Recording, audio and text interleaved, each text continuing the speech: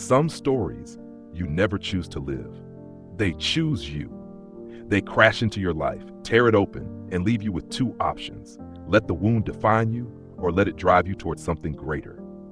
I was 13 when the man who wore a badge took my father away. Not in handcuffs, not in a squad car, but in a body bag. I used to believe time healed all wounds, that if I just kept walking, kept breathing, the ache in my chest would fade. But some wounds don't heal. They change you, and sometimes they become the very reason you keep going. I was 12 when I first saw my father taken away in handcuffs, not because he'd done something wrong, but because someone needed him to be guilty. The man who put him in those cuffs wore a badge and a smirk I will never forget. Officer Randall Price. My father's name was Samuel Harris. To me, he was the strongest man alive. He built our kitchen table by hand. He could haul 2 50-pound cement sacks like they were nothing. But his greatest strength was in how he carried people, neighbors, friends, strangers. If someone needed help, my father showed up. None of that mattered the night Randall Price came looking for someone to blame. There had been a robbery, a shooting. All the evidence pointed somewhere else. But Randall didn't care. To him, my father's skin was enough evidence. One accusation, one crooked report, and our lives were never the same. I remember my mother screaming in the doorway, clutching at his arm as they dragged him out, the neighbors peeking from behind curtains, too scared to step outside, and my father looking at me over his shoulder, eyes steady as if to say, "Be strong, son." They called it due process. But by the time his case went to trial, the verdict had already been written, by the headlines, by the whispers, by a system that saw him as guilty the moment he was born. He never came home. Prison took him. Or maybe it was the silence, the years without visits, the nights without seeing our faces. They said it was a heart attack. I've always believed it was something else. The weight of being innocent in a world that didn't care. After the funeral, I stopped talking, stopped trusting. School blurred into background noise. The boys on the block became my family, and trouble was the only thing that made sense. Because if the world was already set against me, why play by its rules? It's easy to see now where I was headed, prison or the grave, maybe both. Then came the man I never saw coming, Mr. Langston. He ran the rec center 3 blocks from my house. Didn't smile much, didn't talk much, but he noticed things. And one day, he noticed me. Mr. Langston wasn't the kind to ask questions. He watched, he listened, and when the moment was right, he spoke.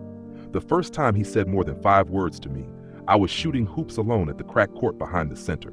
He walked over, leather shoes crunching on asphalt. "Your stance is wrong," he said.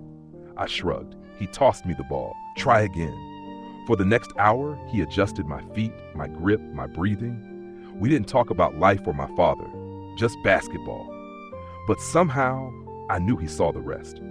Over the weeks, he kept showing up, on the court, in the school hallway, outside the corner store, even at my mother's door with groceries. I didn't realize it then, but he was building something in me. The rec center wasn't much, chipped paint, flickering lights, a gym that smelled like dust and sweat. But it was safe, and in my neighborhood, safety was a luxury. One afternoon, I found him at a folding table with papers spread out. "Come here," he said. It was an application, youth leadership program. "Why me?" I asked. "Because you think no one's watching," he said. "But I am." I wanted to tell him I wasn't leadership material. Bad grades, no clean record, not the kind of smile that goes on flyers. But for the first time in years, I wanted to prove someone right. I filled it out. Weeks later, the acceptance letter came. That envelope was a doorway. Through it, I met people who looked like me and people who didn't. I learned to speak without anger shaking my voice. I learned to listen, even to those I swore I'd never understand. It wasn't perfect. Some days I still woke up bitter, still replayed the night they took my father. But Mr. Langston taught me that carrying pain is one thing, letting it steer you is another. Then came the day that tested everything. It was a Tuesday. One of those gray afternoons where the sky feels too heavy for daylight. I just finished a workshop at the rec center teaching middle schoolers about conflict resolution. Mr. Langston had already left for a meeting, so I locked up alone. That's when I saw him, a young man, maybe my age, maybe a little younger, standing by the court, hood pulled low, hands in his pockets. Something about him froze me in place.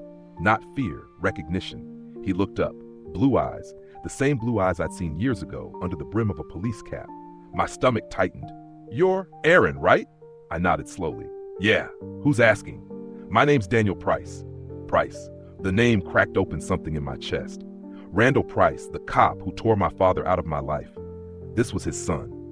I didn't speak. He shifted, uneasy. "I need your help," he said. "My dad's dying." And his jaw clenched. "He told me to find you." Of all the words I expected that day, those weren't on the list. I wanted to laugh in his face, tell him his father could rot without me. But there was something in his voice, not guilt, not pity, desperation.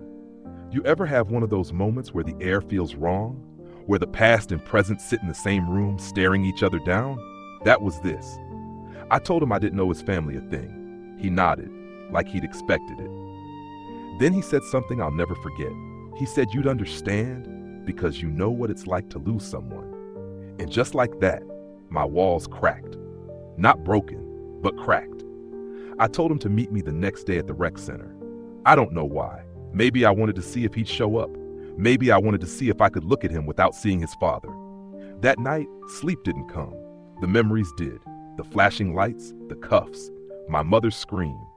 And now, the face of a man I'd never met until today, asking for my help. I didn't know it then, but agreeing to meet Daniel Price was the start of a journey that would test every lesson Mr. Langston had ever given me. He showed up, right on time. No hesitation. We sat in the far corner of the rec center, away from bouncing basketballs and kids' laughter. Daniel leaned forward. "Before I say anything, I'm not here to make excuses for him." I stayed silent. That was my test.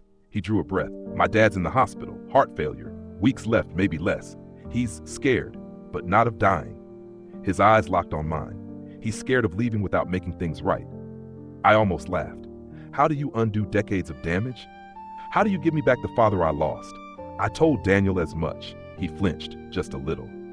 Then he said, "He says there's something he needs to tell you, in person. He can't rest until he does." I shook my head. "No." That's when he leaned in, voice low. "This isn't just about him. It's about me." That caught me. "I don't want to carry his mistakes," he said. "All my life I've been told who he was. People cross the street when they hear my last name. They look at me like I'm his shadow. I can't live like that. You're the only one who can help me understand what he did. Why people hate him. Why," his voice broke, "why he hated you." The word hated hit like a slap. I stood up, pacing. I didn't want this. Didn't want to give the old man the satisfaction of thinking he could explain it all away. But Daniel's voice wasn't just pain. It was a plea. Maybe this wasn't about giving Randall peace.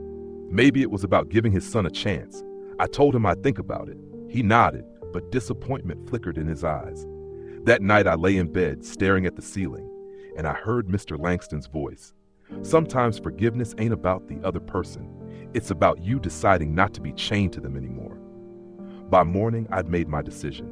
I would go see Randall Price. Not for him, not even for Daniel. For me. The hospital smelled like bleach and sorrow. Every step down that white corridor felt heavier than the last. Room 417. Daniel stood outside the door, hands deep in his pockets. "You don't have to do this," he said. "I know," I answered. Then I walked in. Randall Price was smaller than I remembered, the swagger gone, the crisp uniform gone, the cold eyes softer now. Just a man, an old man. When he saw me, confusion, then recognition, then regret. "You came," he rasped. I stayed at the foot of his bed, arms crossed. "I don't expect you to forgive me," he said. "God knows I don't deserve it. But there's something you need to know about that night." And just like that, the years peeled back. He told me about the call, how they were told to make an example of someone, how the department was under pressure to send a message to the Black community. It wasn't about guilt, it was about skin.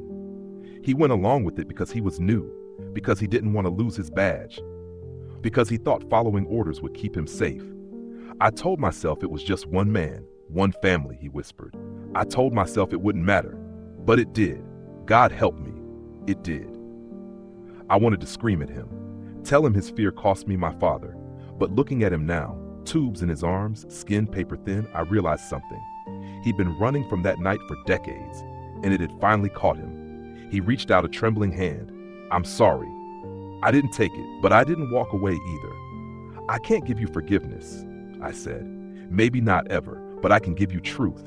You were wrong, and you let that wrong rot everything it touched. But your son is not you, and I'm not gonna let him carry your chains. Tears filled his eyes. For the first time, I believed they were real. When I stepped out, Daniel was waiting. I put a hand on his shoulder. You wanted to know who your father was? Now you do. The question is, who are you gonna be? Some wounds don't close clean. They heal jagged. But scars mean survival. It started small. Coffee with Daniel once a week. Not about Randall, about basketball, music, the girl he liked. Little by little, the walls came down. And in their place, a bridge. I watched him with the kids, how they lit up when he remembered their names, how he always showed up. That's when I realized redemption isn't declared, it's proved, one choice at a time. I grew up thinking strength meant keeping your head down, Daniel said once. But strength is looking the truth in the eye and not letting it turn you into the thing you hate. We built programs, job training, counseling, college prep, partnered with local businesses, brought in speakers, gave kids a vision bigger than their zip code, and slowly the numbers changed. Fewer fights, better grades, more smiles that didn't have to be forced. One afternoon, Daniel and I stood painting the last wall of the rec center, blue paint dripping from our brushes. What do you think? He asked. I looked at the wall. I think it looks like hope. We didn't erase the past. We couldn't. But we planted something in its place, and every day we watered it. I used to think healing was an ending, but now I know it's a beginning. And if you're lucky, you don't heal alone.